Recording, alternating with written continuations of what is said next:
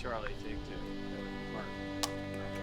For me, it was an honor, a privilege to make this book, 12 Years a Slave, into a film. Fantastic. It read like a very sort of dark fairy tale in a way, but it's an absolutely true story. If justice had been done, I never would have been here. At the time, I thought to myself, this is like the Anne Frank book of America. Days ago, I was with my family, in my home. Now you tell me all is lost. Steve is a unique individual with a unique vision.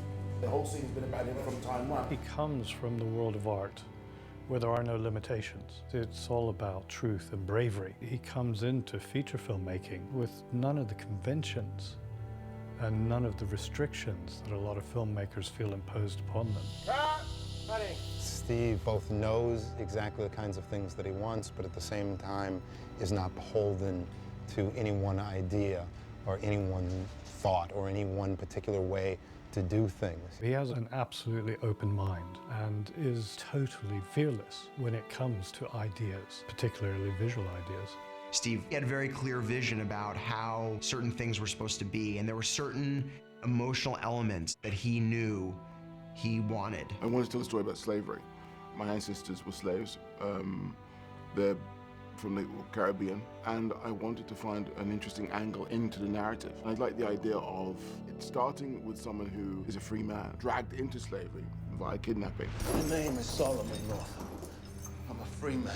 He has such faith in the narrative and the characters and in human behavior, and such faith in the fireworks that just come out of real life. There's an authenticity to that, which is fantastic. And I think it not only informs, the cinematography, but also the actors as well. Just looking at the dailies, every frame, you're just like, you can't believe it. The shots that Steve puts together with Sean, it really is like a painting. Steve McQueen is such an incredible artist. He manages to tell these really hard stories. He's very open as a director, and he lets you run with it. He gives you the room to figure it out on your own and then steers you if you need it. Steve's just very good with human beings, I think, and understands human behavior and has a curiosity in it for sure, and approaches it in a non-judgmental way. And he's passionate about what he's doing. He's just a very inspirational person to be around. What you enjoy in an audience, you enjoy as an actor as well, because there's a real purity of purpose between the performance space and the camera. It really brings you into the moment, and that's what Steve's trying to capture.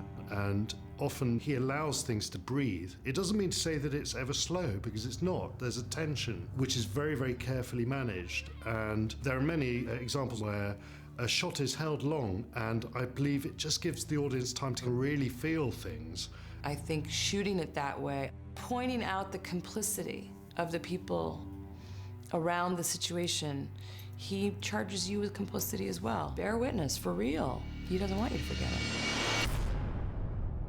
Working with somebody that I admire so hugely was a treat. The whole thing has just felt like a kind of projected fantasy, like I dreamed that I worked with Steve and made this film. It was a really great experience.